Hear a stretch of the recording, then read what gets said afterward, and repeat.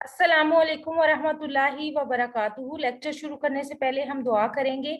आप भी मेरे साथ ये दुआ पढ़ें। रब्बे ज़िदनी इल्मा, रब्बे ज़िदनी इल्मा, रब्बे ज़िदनी इल्मा। ऐ अल्लाह मेरे इल्म में इजाफा फरमा।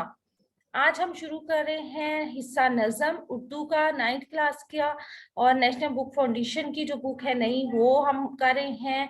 नज़म नंबर 1 है रब्बे कायनात। नज़म का मरकजी ख्याल और अशार की तशरीह आज हम करेंगे। ठीक है, शुरू करते हैं अपना लेक्चर। और अगर आपको हमारी वीडियो पसंद आ रही है तो इसको लाइक और शेयर लाजमी कीजिएगा। नज़म है हमारी रब्बे कायनात।